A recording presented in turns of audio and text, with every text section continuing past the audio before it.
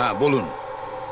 Sir sir আমি mental health ফাউন্ডেশনের suicide হেল্পলাইনের volunteer. আচ্ছা, যারা ডিপ্রেশনে থাকে বা সুইসাইড করার চেষ্টা করে তাদের কাউন্সেলিং করি। একটা মেয়ে কি প্রবলেম কি ছিল ওর? Domestic violence sir. স্যার ওই মেয়েটা বলছিল যে ওর স্বামী ওকে নেশা করে ওকে যা তা গালাগালি দেয়, ওকে মারধর করে, আবার ওকে ভয়ও দেখায় যে ওকে প্রাণে মেরে দেবে, আর তাও কিনা ওর সার্ভিস পিস্তল দিয়ে। সার্ভিস পিস্তল? আচ্ছা, আপনি কি করে জানলেন যে ওর কাছে যে পিস্তল আছে সেটা সার্ভিস পিস্তল? স্যার এই ওয়ার্ড ওই মেয়েটা ইউজ করেছিল, সার্ভিস পিস্তল। স্যার কোনো আর্মির বা পুলিশের লোক হবে। তা আপনি ওনাকে বললেন না যে পুলিশে কমপ্লেন করতে গিয়ে? বলেছিলাম আমি ওকে। হাসতে থাকলো, বললো পুলিশ ওকে কোনোভাবেই হেল্প করতে পারে না। আজ ও সুইসাইড করতে চলেছে। ওর পেটে 7 মাসের বাচ্চাও আছে। মাই গড। একটু আগেই ও কল করেছিল আমাকে। হ্যালো হ্যালো দিদি, দিদি আমি বলছি। হ্যাঁ, কেমন আছো তুমি? দিদি আমি অনেক কষ্ট সহ্য করেছি, এবার আমি ডিসিশন নিয়ে নিয়েছি। এবার আমি আর ডিসিশন চেঞ্জ করব না। আমার কথা শোনো, তুমি তুমি এরকম কিচ্ছু করবে না, শুনছো তুমি? আজ আমার সাধের অনুষ্ঠান, আর তুমি তো জানোই সমস্ত রিলেটিভ কিছুক্ষণ বাদেই বাস ধরে সীতারা চলে যাবে, আর এই বাড়িতে আমি একদম একলা থেকে যাব ওই জানোয়ারটার সাথে। তুমি এসব কিচ্ছু করবে না, আমি তোমাকে আগেও বলেছিলাম না? প্লিজ তুমি পুলিশের কাছে যাও, পুলিশ উইল হেল্প ইউ। দিদি তুমি তো জানো আমি পুলিশের কাছে যেতে পারবো না। আরে তুমি তোমার বাচ্চাটার কথা ভাবো। আরে তোমার পেটে একটা বাচ্চা আছে। ওর কথাই ভাবছি দিদি। আজ যদি নিজে সিদ্ধান্ত বদলে ফেলি, তাহলে 2 মাস পরে আমি নিজের সন্তানকে কোন সমাজে জন্ম দেব বলো? আমি ওকে এমন পিতা দিতে পারি না।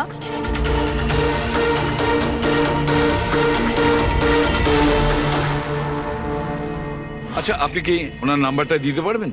না স্যার, আমাদের সব কল এনক্রিপ্টেড হয়। ও না তো আমার কাছে পেশেন্টের না নাম আছে না নাম্বার। পেশেন্টের আইডেন্টিটি সিক্রেট থাকে। হ্যাঁ, হয়তো তারপর কেউ কলই করবে না, এটা ভেবে যে তাদেরকে নিয়ে মজা করা হবে। স্যার এই নাম্বারটা জানার জন্য তো কোর্টের অর্ডার লাগবে স্যার। না অভিজিৎ, তাতে সময় চলে যাবে। অত সময় নেই আমাদের কাছে। ওই বেচারি মহিলা এতদিন ধরে অত্যাচারিত হচ্ছে, তাছাড়া ওনার পেটে 7 মাসের বাচ্চা রয়েছে। তার উপরে আমাদের কাছে ওর ব্যাপারে কোনো তথ্যই নেই স্যার। এই ডায়েরিটা আছে আমার কাছে, ও আমাকে যে কল করে তার সব ডিটেলস আছে। আমার স্টাডির জন্য আমি নোটস বানাই, হয়তো এটা আপনাদের কোনো কাজে লাগবে। দেখি স্যার, লাস্ট পেজে লেখা রয়েছে সব আত্মীয় স্বজন বাস ধরে সাতারা চলে যাবে। আমাদের কাছে শুধু মেয়েটার ব্যাপারে এইটুকুই ইনফরমেশন আছে যে ওর হাজবেন্ডের কাছে একটা সার্ভিস রিভলভার আছে। নাম্বার 2, মেয়েটার পেটে 7 মাসের বাচ্চা রয়েছে। ওই মেয়েটার ফ্যামিলি সাতারা যাবে। সমস্ত বাস ডিপোতে গিয়ে খোঁজ নাও, দেখো কোনো বাসে এমন কোনো ফ্যামিলি আছে কিনা যারা সাধের অনুষ্ঠানে যাচ্ছে, সাতারার দিকে যাচ্ছে। শহরের যত গাইনোকোলজিস্ট আছে প্রত্যেকের লিস্ট বের করো, আর দেখো এমন কোন পেশেন্ট আছে যে 7 মাসের প্রেগনেন্ট। স্যার এটাই শেষ বাস ডিপো যেখান থেকে সাতারার বাস যায়।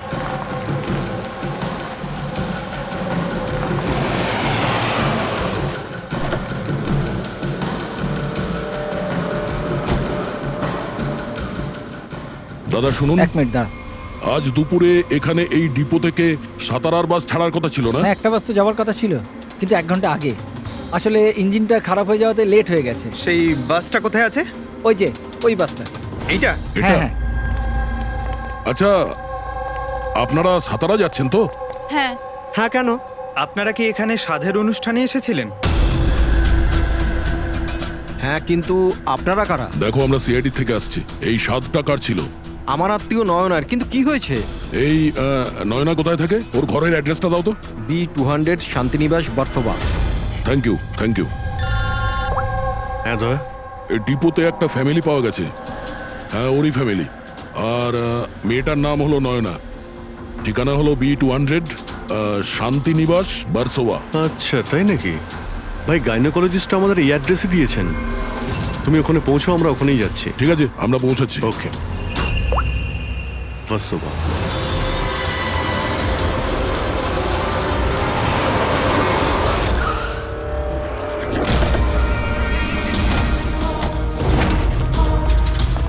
এক্সকিউজ মি, আমরা সিআইডি থেকে আসছি। এই নয়না কোথায়? সিআইডি হ্যাঁ, স্যার, ওপরে গিয়ে ডান দিকে। কিন্তু কি হয়েছে? কি হয়েছে স্যার?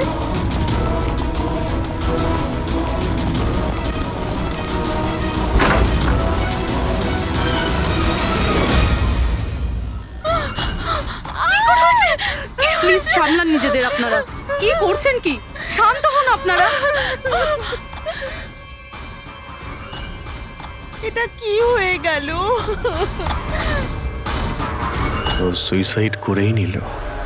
গুলি চিনের নিচের থেকে উপরের দিকে গেছে। স্যার, অনেকটা রক্ত বেরিয়েছে। মনে হচ্ছে অনেকটা সময় কেটে গেছে। পিছনে সরো। দাদা, দাদা দেখ দাদা। নয়না, এই, কি হলো নয়না? ইন্সপেক্টর আমান? তুমি ওকে চেনো? হ্যাঁ, আমরা ট্রেনিং একাডেমিতে একসাথেই ছিলাম। কেন করলো স্যার নয়না এরকম? এটা তো আপনিই বলতে পারবেন। ওটা ওকে টর্চার করতে, মারতে, হ্যাঁ, ভয় দেখাতে, হুমকি দিতে কি এক্সপেক্ট করেছিলে তুমি? কি করতে, হ্যাঁ? অ্যাটেম্পট অফ সুইসাইডের জন্য তুমি জেলে যাবে। স্যার, এটা কি বলছেন আপনারা? দাদা এরকম করতে পারে না। স্যার, আপনারা এটা ঠিক করছেন না। প্লিজ এরকম করবেন না। কত মেন্টাল টর্চার করা হয়েছে ওকে। নিজেরই মাথায় গুলি করে নিয়েছে। সবাইকে বাইরে নিয়ে যাও। চলো তুমি বাইরে চলো। নয়না, চলো suicide করতে চলো পারে না। চলো চলো সবাই চলো। প্লিজ চলো, বাইরে বেরো। যান, বাইরে, please, চলো, বাইরে যান, please, বলছি। আপনারা বেরো, চলো চলো। শান্ত হন। আপনি স্যার, আপনিও যান। please। চলুন চলুন। সেটাই হলো যেটা ওই গাইনোকোলজিস্ট বলেছিলেন। ও সুইসাইড করেই ফেললো। বডিটাকে ফরেন্সিক ল্যাবে পাঠিয়ে দিই, আর এসিবি স্যারকে ইনফর্ম করে দিই যে ওকে আমরা বাঁচাতে পারিনি।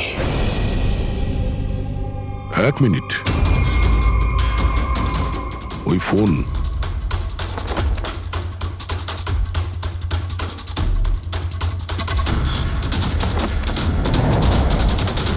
কিন্তু কোথায় যেতে পারে? আচ্ছা, ওনার ফোন কি কেউ দেখেছেন কোথাও? আপনি জানেন? কেউ দেখেছেন কি? হ্যাঁ, স্যার, আমি ফোন করছি ওর নাম্বারে।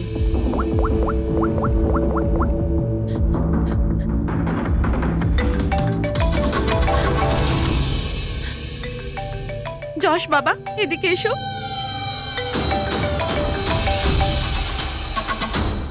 ফোন তোমার কাছে দাও।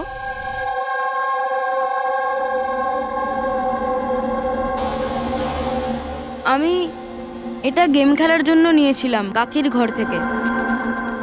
কোনো ব্যাপার না বাবু, এদিকে এসো। বাবু, একটু মনে করে বলো, যখন তুমি ফোন নিতে এখানে এসেছিলে তখন কি দেখেছিলে তুমি?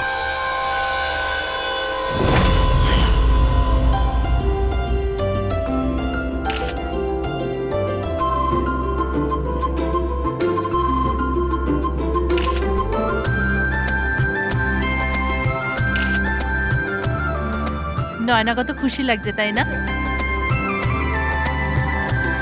কাকি আমার সাথে মোবাইলে গেম খেলবে? গেম? এখন? এখন তো এত লোকজন আছেন আর আমার ফোনটাও আমার ঘরেই পড়ে আছে, তো এখন তো খেলতে পারবো না, কিন্তু পরে খেললে হবে। হ্যাঁ। এখন না, তুমি গিয়ে ফ্রেন্ডসদের সাথে খেলো, ওকে? ঠিক আছে। যাও। আরে দাদা, বৌদির সাথে গিয়ে ফটো তুল না। হ্যাঁ, আমি যাচ্ছি।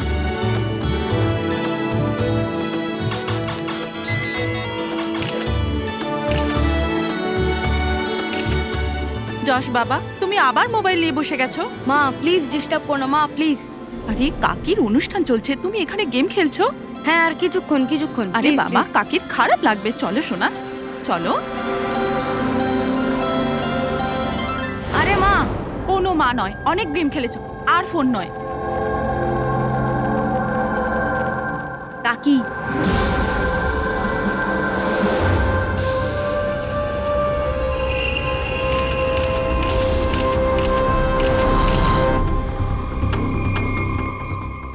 কাকির ফোন কোথায় থাকতে পারে? হ্যাঁ,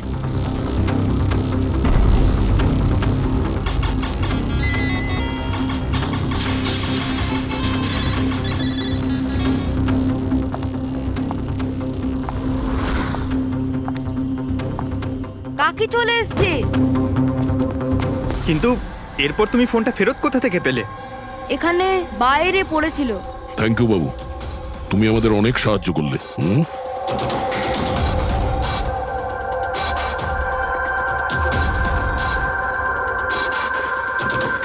নাকি আমাদের জিজ্ঞাসা করতে হবে? তুমি নিজে একজন পুলিশ অফিসার, তুমি তো জানো যে আমরা ইন্টারোগেশন কি করে করি। হুম, স্যার স্যার আমি ওকে ট্রেনিং এর সময় থেকে চিনি। He is one of the best officers.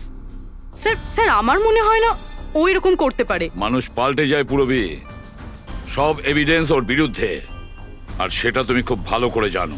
Sir আমার বিশ্বাসই হচ্ছে না যে আপনারা সবাই এটা ভাবছেন যে আমি নয়নার ওপরে হাত তুলেছি।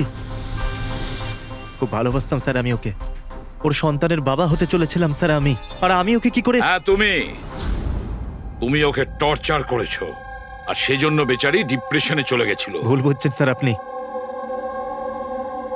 ও ডিপ্রেশনে ছিলই না। সবসময় ও হাসি খুশি থাকতো, সবসময় আনন্দে থাকতো। মানে ও সুইসাইড কি করে করতে পারে স্যার? আরে তাহলে সে মেন্টাল হেলথ ফাউন্ডেশনে বারবার ফোন কেন করতো? বিগত কয়েক মাসের মধ্যেই 10টা কল। আমার এই বিষয়ে কোনো আইডিয়া নেই। কল করে উনি হয়তো ডিলিট করে দিতেন, সেই জন্য হয়তো আপনার কোনো আইডিয়া নেই। স্যার দাদা এরকম করতে পারে না, ও তো নয়নাকে খুব ভালোবাসতো, আর নয়না তো খুশিই ছিল। যদি তোমার স্ত্রী খুশিই ছিল তাহলে ও হেল্পলাইন নম্বরে ফোন করে কেন বলেছে যে তুমি ওকে টর্চার করো, ওকে ওকে মারো, ওকে ধাক্কা দাও? কেন আমান? উত্তর দাও। পুরবি ওর কাছে কোনো উত্তর থাকলে তো দেবে। ওর টর্চারের কারণে বেচারি ডিপ্রেশনে চলে গিয়েছিল, আর তারপরে ও সুইসাইড করে। ডিপ্রেশনে প্রায়শই কোনো লোক নিজের দুঃখের কথা শেয়ার করে না। হতে পারে এর জন্যই নয়না যে কতটা প্রবলেমে ছিল কেউ কিছু জানতেই পারেনি। পুরবি অ্যাটলিস্ট তুমি তো আমাকে বিশ্বাস করো, you know me well. Naina কখনো সুইসাইড করতে পারে না, কখনো সুইসাইড করবে না। ব্যাস, নিয়ে যাও একে। চলো। আপনি আমার কথাটা তো শুনুন, নয়না কখনো সুইসাইড করতে পারে না। চলো স্যার আমার কথাটা চলো, শুনুন স্যার, চলো। নয়না সুইসাইড করেনি। স্যার আমার কথাটা শুনুন স্যার একবার।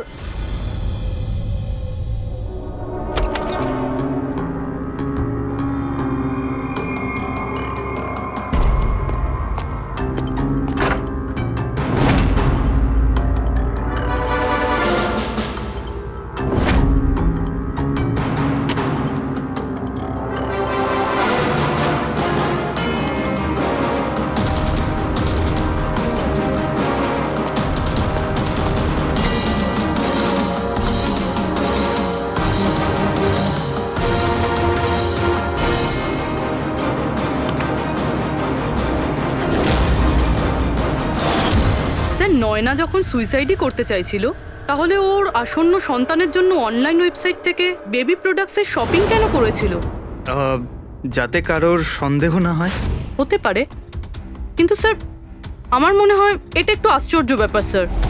পুরো ব্যাপারটাই আশ্চর্য। তো আপনার মনে হচ্ছে যে আমার আর ভূমি এরা সত্যি বলছে? সেটা তো জানাই যাবে অভিজিৎ, কিন্তু তার আগে ওই 7 ভক্ষণ অনুষ্ঠানে নয়নার যত কাছের লোক ছিল ওদের সবাইকে ডাকো। নয়নার সাথে আপনার সম্পর্ক কেমন ছিল? হ্যাঁ স্যার, খুব ভালো ছিল, আর খুব ভালো মেয়ে ছিল, সব সময় খুশি থাকতো। তাহলে আপনারও কি মনে হয়েছে যে ওর সঙ্গে কোনো গন্ডগোল হচ্ছে বা কোনো সমস্যা হয়েছে? আমরা অনেক কথা বলতাম, কিন্তু কখনো মনে হয়নি যে ওর হাজবেন্ডের সাথে বা বিয়ে নিয়ে কোনো প্রবলেম ছিল। শোনো বাবা, তোমার তোমার কাকিমাকে কেমন লাগতো? ভালোবাসতেন তোমায়? হ্যাঁ, কাকি আমাদের বাচ্চাদের খুব ভালোবাসতো, আর আমাকেও খুব ভালোবাসতো। উনি ওনার ফোনে আমায় গেমও ইনস্টল করতে দিয়েছিল। আচ্ছা, কাকিমা কখনো তোমাকে এমন কোনো কথা বলেছিল যেমন ওনার তোমার কাকার সাথে কোনো ঝগড়া হয়েছে অথবা ঝামেলা হয়েছে, এরকম কিছু? না, কাকি প্রেগনেন্ট ছিল তো, তাই জন্য উনি তাড়াতাড়ি রেগে যেতেন। আর মাই আমায় বলেছিল যে আমি যেন ওনাকে বিরক্ত না করি। আচ্ছা, নয়নার ব্যবহারে আপনার মানে কোনো সন্দেহ হয়েছিল? না, একদমই না। ও তো খুব খুশি ছিল, পুজোতে ফাংশনে ডান্সও করেছিল। ইনফ্যাক্ট অনেক বেশি এক্সাইটেড ছিল নিজের ফটোশুট নিয়ে। আর কোনো ছবি আছে? স্যার নয়না যতগুলো ফটো সব এর মধ্যেই আছে। ঠিক আছে, এগুলো আমরা রেখে দিচ্ছি। এখন আপনি আসতে পারেন। Thank you very much. Thank you sir. Sir, সবকিছু শোনার পরে আমার তো মনে হচ্ছে যে এ এমন সত্যি কথাই বলছে। ওর ওয়াইফ যদি এত আনন্দেই থাকে তাহলে সুইসাইড কেন করতে গেল? সেটাই তো, সুইসাইড কেন করবে? গোলমাল আছে অভিজিৎ, কিছু না কিছু গোলমাল আছে। রাধার যে কটা ইনফরমেশন দেওয়ার ছিল সব দিয়ে দিয়েছে, তবু বুঝতে পারছি। একটা কাজ করো, ওই মেন্টাল হেলথ ফাউন্ডেশনে গিয়ে ওই নয়নার ব্যাপারে যা কিছু জানতে পারবে বের করে নিয়ে এসো। ওখানকার অপারেটরদের সঙ্গেও কথা বলো, খুঁটিয়ে খুঁটিয়ে ইনফরমেশন বের করো। হয়তো এমন কোনো কথা ও জানতো নয়নার ব্যাপারে যেটা আমাদের কাজে লাগবে।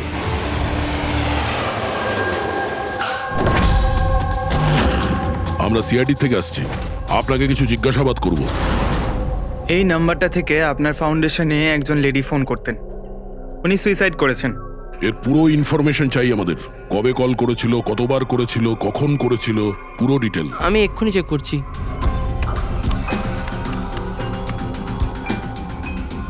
হ্যাঁ স্যার, এ অনেক কল করেছিল, শেষ 5 মাসে 10 বার। আচ্ছা, ওনার সঙ্গে কে কে কথা বলতেন? অ্যাকচুয়ালি স্যার, এনার সমস্ত কল রাধা ম্যাম হ্যান্ডেল করতেন, আর উনি এখানে ভলেন্টিয়ার। যখন এনার ফার্স্ট কল এসেছিল তখনও রাধা ম্যামেরই এখানে শিফট ছিল, আর তারপর উনি যখনই এখানে ফোন করেন বলেন রাধা ম্যামের সাথে কথা আছে। এই কলারের ব্যাপারে কিছু মনে পড়ছে? কোনো বিশেষ কথা, কিছু অদ্ভুত হয়েছে? এই কলারের ব্যাপারে স্যার, হ্যাঁ স্যার, একবার হয়েছিল স্যার। এই দেখুন স্যার, একই দিনে 2 বার কল এসেছিল। তো এতে অদ্ভুত কি? আমার মনে আছে স্যার, যেদিন প্রথম কল এসেছিল।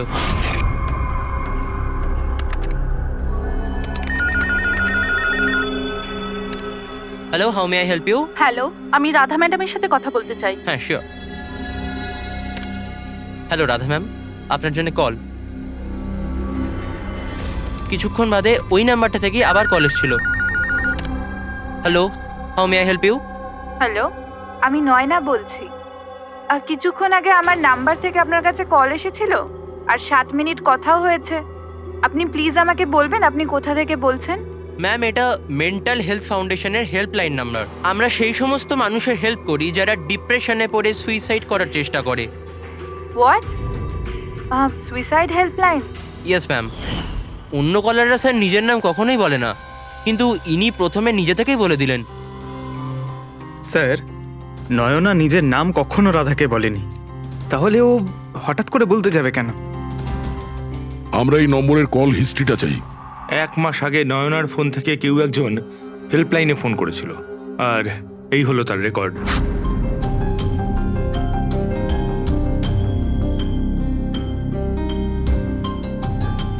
দশ তারিখ তো সেকেন্ড স্যাটারডে ছিল। তো তো কি হচ্ছে? কারণ সেকেন্ড আর ফোর্থ স্যাটারডে বাড়িতে ওর বন্ধুরা আসতো। মানে ওদের মধ্যে কেউ? এই দুটো কল তো দুপুরে দেখাচ্ছে। হ্যাঁ, ওর সমস্ত বন্ধুরা দুপুরেই আসতো। কতজন আসতো? তা প্রায় 8-10 জন।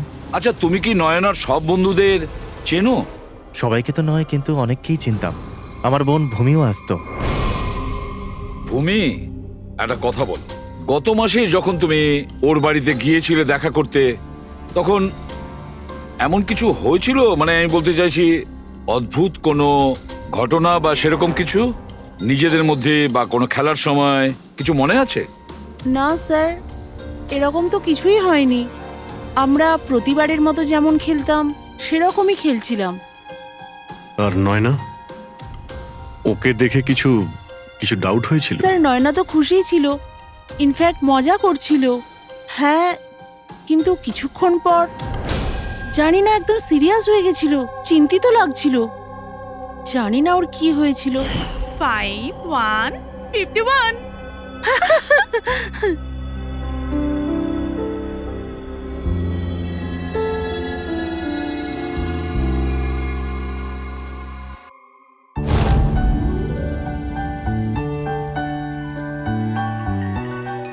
মনে হচ্ছে এর যে হবু বাচ্চা হবে না, সে খুব লাকি। হ্যাঁ রে, নয়তো আগে কখনো নয়না জিততো না। ওহো, মনে হচ্ছে কেউ জেলাস হচ্ছে। আরে নয়না, দাদাকে একটা ফোন করো না, রাতের অর্ডারের জন্য একবার মনে করিয়ে দাও না। ফোন কোথায় আমার? আরে একটা কাজ করো, নাও আমার ফোন থেকে কথা বলো। হ্যালো, বিকেলে না প্লিজ খাবার অর্ডার করে দিও। না না, শুধু এটাই মনে করানোর ছিল। এই নাও, কিন্তু আমার ফোন কোথায়? আর আমি বুঝতে পারছি না, এখানেই রেখেছিলাম। নয়না, ওই যে তোমার ফোন ওখানে টেবিলের উপর। ওখানে কে রাখলো? আমি তো ওখানে তুই ফোন রেখেছিস রাখিনি। হয়তো। না यार, আমার মনে আছে আমি রাখিনি।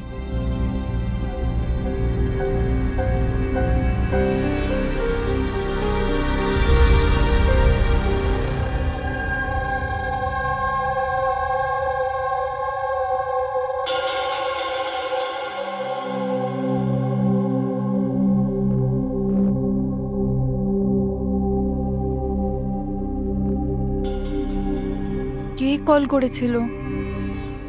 কি হলো? হ্যাঁ, তুই ঠিক আছিস তো? হ্যাঁ, কেন? জানবি, তোর কোনো টেনশন নেই তো? না, কোনো প্রবলেম নেই। কেন? তোদের যদি কোনো প্রবলেম থাকে তো প্লিজ আমায় বলিস। কেমন প্রবলেম? কি বলছিস তুই? তোর কি হয়েছে হঠাৎ করে? আরে কিছু হয়নি, প্রেগন্যান্সির মধ্যে এরকম মুড সুইংস হয়ে থাকে, এটা একটা ন্যাচারাল ব্যাপার। চলো আমরা সবাই খেলাটা কন্টিনিউ করি। স্যার, নয়না ভূমির ফোন থেকে আমানের সাথে কথা বলছিল দুপুর 1:03 থেকে 1:04 পর্যন্ত। 1:04 পর্যন্ত?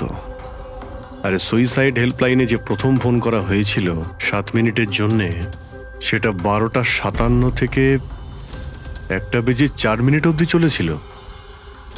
আর সেকেন্ডটা 1:20 থেকে 1:21 পর্যন্ত। তার মানে অভিজিৎ, ওই 7 মিনিটের কলটা নয়না নিজে করেনি। কারণ ওই সময় নয়না অমনের সাথে কথা বলছিল ভূমির ফোন থেকে। এক্স্যাক্টলি। তার মানে ওই ফোনটা নয়নার কোনো বন্ধুই হয়তো করেছিল। আপনি কাউকে দেখেছিলেন ওর ফোন তুলতে বা ওর ফোন ব্যবহার করতে? না, আমি তো কাউকে দেখিনি। তার মানে ওই কলটা অন্য কেউ করেছিল। আর স্যার, নয়না যখন ওর ফোনটা খুঁজে পায় আর ওখানে লাস্ট ডায়াল আননোন নাম্বারটা চেক করে, আর তারপর যখন ওই নাম্বারে ফোন করে তখনও জানতে পারে যে ওটা কোনো সুইসাইড হেল্পলাইনের নাম্বার।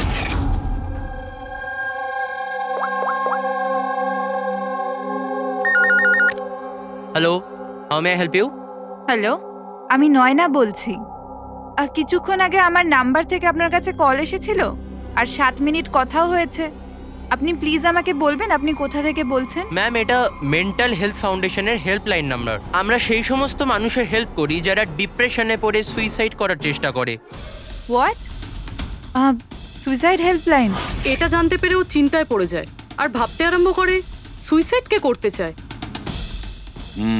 স্যার, এই ফোন কলটা নয়না যদি না করে, তাহলে এটাও তো হতে পারে যে আগে যে সমস্ত কলগুলো করা হয়েছে সেটা নয়না করেনি, অন্য কেউ করেছে। ভূমি, তুমি ওই গেম খেলার সময় ডায়েরি রাখো তো? মানে স্কোর নোট করো তো প্রত্যেকটা খেলার? ব্যাস, ওই ডায়েরিটা আমার চাই। Okay sir. আর এই যে প্রত্যেক সেশনে 4টে নাম রয়েছে যারা সব সময় থাকে: ভূমি, পারুল, জাহ্নবী আর শীতল।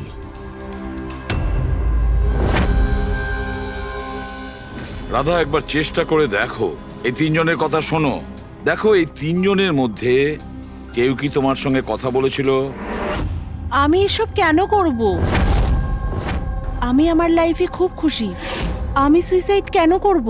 যদি আমি ফোন করতাম তো নিজের ফোন থেকে করতাম, নয়নার ফোন থেকে কেন?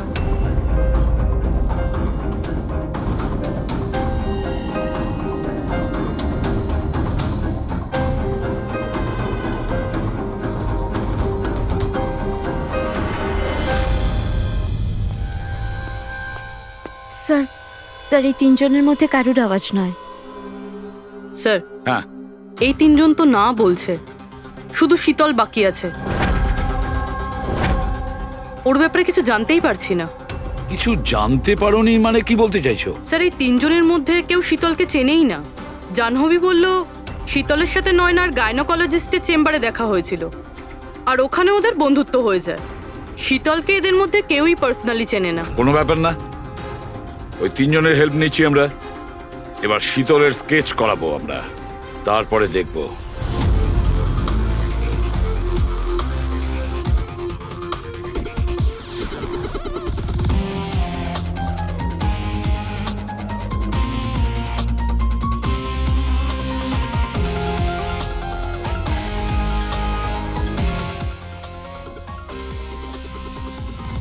ডক্টর মিনা, এই স্কেচটা একটু মন দিয়ে দেখুন।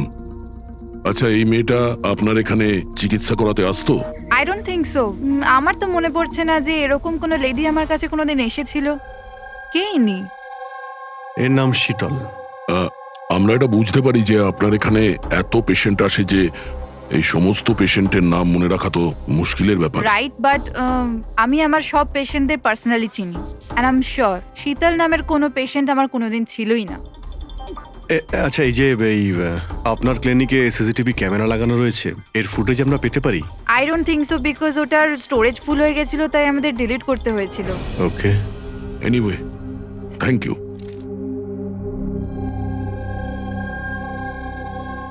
মনে হচ্ছে এই শীতল কোনোদিন পেশেন্ট ছিলই না, শুধুমাত্র নয়নার সঙ্গে বন্ধুত্ব করার জন্য এসেছিল এখানে। ওর প্ল্যান ছিল নয়নার সঙ্গে বন্ধুত্ব করে ওর বাড়িতে ঢোকার। প্রফেশনাল ফ্রড মনে হচ্ছে, আটকাতে হবে ওকে। তুমি কি একে চেনো? এটা তো শীতল, নয়নার বন্ধু। এ তো প্রায় বাড়িতে আসতো। নয়না শীতলের বন্ধুত্ব কবে কোথায় হয়েছে কিছু জানো তুমি? না, আমি জানি না, কিন্তু তাতে কি যায় আসে? যখন আমার নয়নাই রইল না, তখন এইসব। এ কি ধরনের পাগলামি করছো? হ্যাঁ, একটু ভেবে দেখো তো। যদি তুমি নির্দোষ হও তাহলে কেউ তো তোমায় ফাঁসানোর চেষ্টা করেছে। তোমাকে নয়নার খুনি সাব্যস্ত করে ওরা অনেক লাভ আছে, এই জন্য ও তোমাকে ফাঁসাচ্ছে। হ্যাঁ, এমন কে আছে যে তোমাকে আর নয়নাকে ঘৃণা করে? আমি কিছু জানি না। তাহলে কি ভূমি ওই আবার প্রপার্টি লোভে করেনি তো? না, ভূমি এরকম কখনো করতে পারে না। বরং ও তো নয়নাকে খুব ভালোবাসতো। তো কোনো প্রফেশনাল রাইভেলরি? একজন পুলিশের তো অনেক জায়গায় অনেক শত্রু থাকে। না, আমার সাথে এরকম কিচ্ছু ছিল না। আমি আমার ডিউটিতে না তো কখনো কোনো গ্যাংস্টারকে ধরেছি, না কোনো বড় গ্যাংস্টারকে মেরেছি, কখনো ঘুষ নিইনি।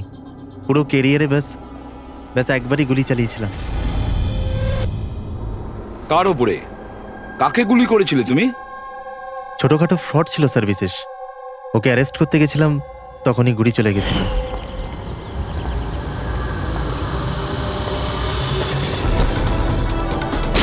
বিশেষ খবরদার ইন্সপেক্টর।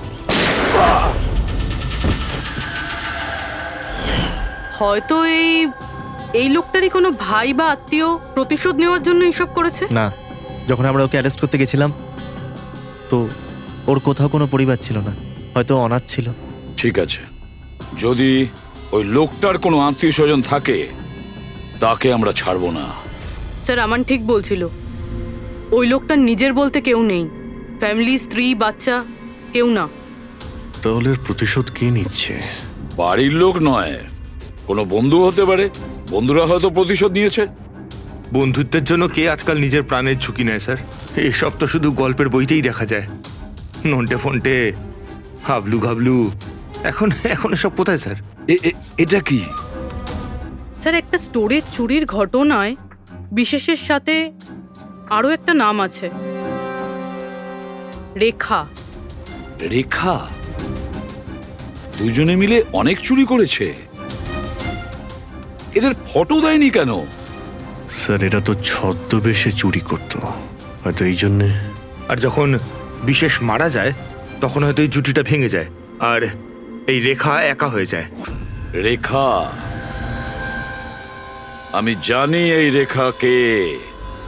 স্যার, আমাদের ইনফর্মার এই বাড়িটার অ্যাড্রেসে দিয়েছিল।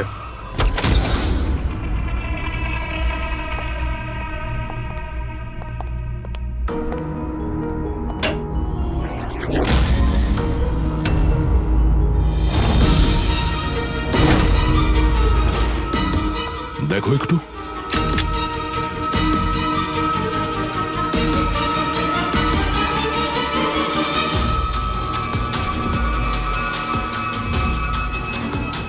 স্যার মারা গেছে। একটু উল্টা ওকে। শীতল? আমাদের সন্দেহ ঠিকই ছিল, শীতলই রেখা। কিন্তু স্যার আমরা তো ভাবছিলাম যে সব শীতল করছে। পঙ্কজ, অন্য কেউ আছে এর পেছনে। ও জানতে পেরে গেছিল যে আমরা শীতলের কাছে যে কোনোভাবেই হোক পৌঁছে যাব।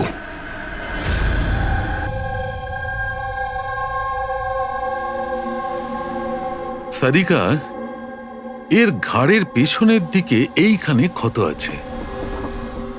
এইখানে ক্ষত মানে হচ্ছে যে খুনি ওর পেছনের দিকে দাঁড়িয়েছিল। দেখো, এইখানে ছুরির ক্ষতটা আছে। তবে খুনিকে পেছনের দিকে দাঁড়িয়ে থাকতে হবে, তবেই এই আঘাতটা করতে পারবে, রাইট? হ্যাঁ স্যার, আর আমার মনে হয় ও হয়তো খুনিকে চিনতো, কারণ এই ক্ষতটা ছাড়া সারা শরীরে আর কোনো আঘাতের চিহ্ন খুঁজেই পাইনি। রাইট রাইট, সেটাও হতে পারে। তবে একটা কথা ঠিক, ও খুনিকে চিনতো বা চিনতো না, তবে একটা কথা ঠিক যে খুনি ওর পেছনে খুব কাছেই দাঁড়িয়েছিল। দেখো, এত জোরের সঙ্গে এই ছুরিটাকে ব্যবহার করা হয়েছিল যে খুব কাছেই দাঁড়িয়ে থাকতে হবে, তবেই জোরে মারতে পারবে। আর একটা কথা, এই যে ক্ষতটা আছে সেটা বলছে যে কেউ নিজের বাঁ হাতটা ব্যবহার করেছিল, কারণ যদি ডান হাত দিয়ে ছুরিটা মারা হতো তাহলে ক্ষতটা এই অ্যাঙ্গেলে হতো না। এক্ষেত্রে বাঁ হাতটা ব্যবহার করা হয়েছে। হ্যাঁ স্যার, তার মানে খুনি ডেফিনেটলি লেফট হ্যান্ডেড, তাই তো? একদম, এই খুনি লেফটি। আর দেখো, আরেকটা কথা, এত জোর দিয়ে এটা ব্যবহার করা হয়েছে। সাপোজ ধরো কোনো ডান হাতি লোক বাঁ হাতে ছুরিটা নিয়ে ব্যবহার করলে তাহলে এত জোরে আঘাতটা করা সম্ভব নয়। এটা সেই করতে পারে যে বাস্তবে একজন লেফটি নেটা। রাইট। খুনি একজন লেফটি, এটা একটা বড় ক্লু। এবার বলে দিও নাকে জনাব এসিপি সাহেবকে। আগে হ্যাঁ, প্রদ্যুম্ন সাহেব। হ্যাঁ বলো সালুকে, বলো। একটা বড় ক্লু পেয়েছি। যে ব্যক্তি এই ছুরিটা ব্যবহার করেছে সে আসলে লেফট হ্যান্ডার। থ্যাংক ইউ সালুকে। সালুকে ফোন করেছিল, বলছিল খুনি লেফট হ্যান্ডেড। স্যার, আমরা তো আগেই সবকিছু বলে দিয়েছি, তাহলে আমাদের এখানে আটকেছেন কেন? কেননা সত্যিটা এখনো জানা যায়নি। কাল রাতে আপনাদের সবার হাতে নয়নার ফোন গিয়েছিল। ঠিক করে মনে করে বলুন আর কি হয়েছিল।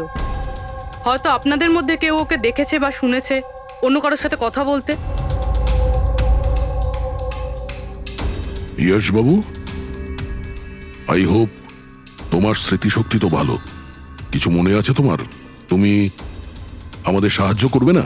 হ্যাঁ, কিন্তু আমি কাউকে তো দেখিনি। আচ্ছা, তোমার যা মনে আছে বলে দাও। আমি প্রমিস করছি যে আমাদের মধ্যে কেউ তোমাকে কিচ্ছু বলবে না। আমি কাকির রুমে তো গিয়েছিলাম, কিছুক্ষণের জন্য ফোন নিতে গেছিলাম। তারপর আমি গেম খেলছিলাম, আর কেউ আসছিল ওখান থেকে। তারপর আমি ফোনটা ওখানে সাইডে রেখে চলে গেছিলাম। কোন গেম খেলছিলে তুমি? স্যার, এটা কাকির মোবাইলে তুমি এই গেমটাই খেলছিলে? হ্যাঁ, আমি আর আমার বন্ধু নীলজ, আমরা সবসময় এই গেমটাই খেলি। এই গেম তো অনেকেই একসঙ্গে খেলতে পারে, আর সবাই একে অপরকে দেখতেও পায়। তো নীরজ তোমাকে দেখতে পাচ্ছিল যখন তুমি ফোন ওখানে রাখো। স্যার, ফোনে তো রেকর্ড হচ্ছিল।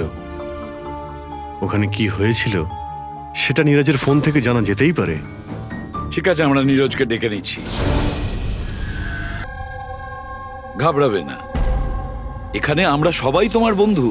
শুধু কিছু জিজ্ঞেস করার আছে ইনফরমেশনের জন্য। যে গেম তোমরা খেলো না মোবাইল থেকে, সেগুলোর ব্যাপারে। যখন তুমি নিজের মোবাইলে গেম খেলছিলে তোমার বন্ধুর সাথে, তখন তুমি ওকে দেখতে পাচ্ছিলে তো? হ্যাঁ। আচ্ছা, আর একটা কথা বলো, যখন তুমি ওকে দেখতে পাচ্ছিলে তখন কি তুমি ওর পেছনে কাউকে দেখেছিলে? না, শুধু যশই ছিল। 1 মিনিট স্যার। যখন যশ ফিরে এলো না ততক্ষণ স্ক্রিন লক হয়নি। স্ক্রিন লক হয়নি মানে? স্যার মানে গেম অ্যাক্টিভ ছিল, আর যখন গেম অ্যাক্টিভ থাকে তখন ও নিজে নিজেই স্ক্রিনশট নেয়। তাহলে তখনও নিশ্চয়ই নিয়েছে, আর প্রত্যেকটা স্ক্রিনশট ফোনে সেভ হয়ে থাকে। হ্যাঁ স্যার। দাও তোমার ফোনটা দাও। Thank you.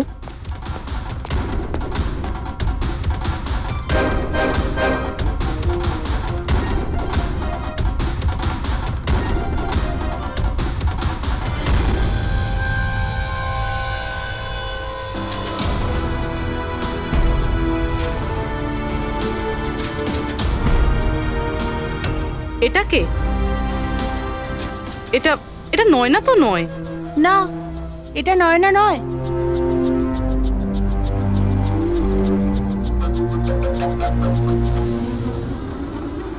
এক মিনিট পূরবী, একটু জুম করো এর উপরে।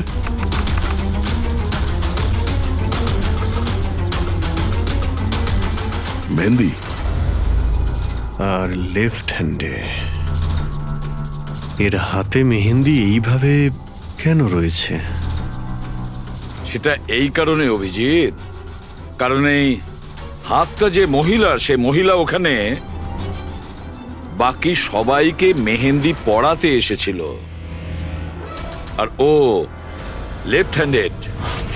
সবার আগেও শীতলকে দিয়ে হেল্পলাইনে ফোন করায়। রাধাকে একটু কলটা ট্রান্সফার করুন না প্লিজ।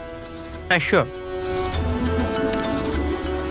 আমি আর সহ্য করতে পারছি না দিদি। তারপর সে শীতলকে টাকা দেয় আর বলে, নয়না, তোমার রুমে তোমার জন্য তোমার কোনো আত্মীয় অপেক্ষা করছে। তার সুযোগ বুঝেই ও নয়নাকে খুন করে দেয়। কে হতে পারে এই মেহেন্দি পরা মহিলা? আমি জানি না উনি কে ছিলেন। ইনফ্যাক্ট কেউই জানে না উনি কে। নয়না বলেছিল যে শীতল ওনাকে ডেকেছিল, আর ওই নিয়ে এসেছিল নিজের সাথে। আর এটাও জানি না যে ওকে কেন আনা হয়েছিল। নিজের কাজও ঠিক করে করছিল না ও, বাজে মেহেন্দি লাগাচ্ছিল সবাইকেও। দেখ না জাহ্নবী কিরকম মেহেন্দি লাগাচ্ছে ও, পুরোপুরি ঠিকঠাক লাগাচ্ছেও না। আপনি কি মেহেন্দি লাগাতে জানেন না নাকি? দেখে মনে হচ্ছে কেউ যেন লাগিয়ে আবার মুছে দিয়েছে। ও মেহেন্দি এত খারাপ করে লাগাচ্ছিল, তাহলে শীতল ওকে পাঠালো কেন? সবারই সন্দেহ হবে। কে হতে পারে? আমি জানি স্যার, ও আমাদের চোখের সামনেই ছিল।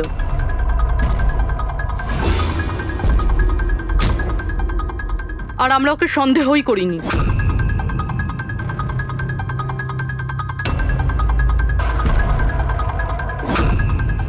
আপনি সামনে আসুন।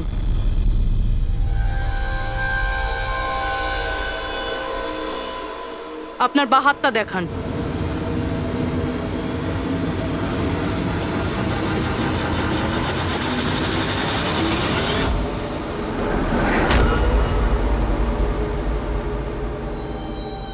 এই দেখুন স্যার। রাধা দেবী? স্যার আমি এনার ওই ডায়েরি অনেকক্ষণ ধরে দেখেছি। ওতেও কালি এভাবেই ছড়িয়েছিল যেভাবে ওনার মেহেন্দি রয়েছে। যারা লেফট হ্যান্ডেড হয় তারা যখন কোনো কাগজে লেখে তখন এইভাবেই লেখে, আর যা কিছু আগে লেখা ছিল তার ওপরেই ওর হাতটা ঘষে যায়, ফলে ওই কালি বা রং হাতে লেগে যায় যেভাবে রাধার হাতে লেগে আছে, তাই না? কেন মারলে তুমি নয়নাকে? কি ক্ষতি করেছিল তোমারও? হ্যাঁ, কারণ তুমি আমার বিশেষকে মেরেছিলে। তুমি আমার বিশেষের প্রাণ নিয়েছিলে। আমি বিশেষকে ভালোবাসতাম। ওর বাচ্চার মা হতে চলেছিলাম আমি। আর তুমি তুমি এনকাউন্টারে ওকে গুলি মেরে দিলে। মেরে দিলে আমার বিশেষকে, মেরে দিলে তুমি বিশেষকে। আর সেই জন্য তুমি ঠিক করো তুমি ওর থেকে প্রতিশোধ নেবে। হ্যাঁ, যখন আমি জানতে পারলাম যে বিশেষই দুনিয়াতে নেই আর, তখন এই কষ্টে আমার বাচ্চা তো আমার পেটের ভিতরে মারা গেল। স্যার, এরই জন্যে তুমি আমার বাচ্চার প্রাণ নিয়েছো। যখন আমি জানতে পারলাম নয়না মা হতে চলেছে, তখন আমার মাথায় রক্ত চেপে গেল। যে যে সুখ আমি নিচে পেলাম না, সেটা সেটা আমি নয়নাকে কি করে দিতে পারি? মেরে দিলাম আমি নয়নাকে, মেরে দিলাম ওকে। তো সেই জন্য তুমি মেন্টাল হেলথ ফাউন্ডেশনে অ্যাজ আ ভলেন্টিয়ার তুমি কাজ করতে শুরু করেছিলে। আর শীতল তোমাকে না, তুমি শীতলকে কাজ দিয়েছো নয়নার সঙ্গে বন্ধুত্ব করার জন্য। হ্যাঁ, শীতলকে আমিই পাঠিয়েছিলাম নয়নার ঘরে, যাতে ও নয়নার ঘর থেকে আমাকে ফোন করতে পারে আমার হেল্পলাইন নাম্বারে। ও আমার ব্যাপারে লোককে জিজ্ঞাসা করে। আর সাধের অনুষ্ঠানে ওই শীতলে আমাকে নয়নার ঘরে ডেকেছিল। আর আর আমি ওখানেই ছিলাম। আমার পক্ষে আর সম্ভব নয় দিদি, আমি যাচ্ছি। এখন তোমার শেষ কাজটা করো, নিচে গিয়ে নয়নাকে এখানে পাঠাও। এখনই পাঠাচ্ছি। আর হ্যাঁ, মোবাইলটা বাইরে রেখে যাও। তোমার রুমে তোমার জন্য তোমার কোনো আত্মীয় অপেক্ষা করছে। ইমন তো এবার বুঝতে পারবে একলা হওয়ার যন্ত্রণা কি। এ তো হওয়ারই ছিল, একটা মায়ের থেকে তার বাচ্চাকে কেড়ে নিয়ে ও মা হতে চলেছিল। এই জন্যই আমি নয়নাকে মেরে দিয়েছি। আর তারপর চালাকি করে আপনি নিজে সিআইডির কাছে এলেন, যাতে আমাদের আপনার উপর সন্দেহ না হয় আর আমরা অন্য কাউকে সন্দেহ করি। আর যখন তুমি দেখলে যে আমরা ওকে অ্যারেস্ট করছি না, তখন তুমি শীতলকেও মেরে ফেললে সাক্ষী নির্মূল করার জন্য। রাধা, এটা কিরকম প্রতিশোধ নিয়েছো তুমি? আইন তোমাকে কোনোদিন ক্ষমা করবে না।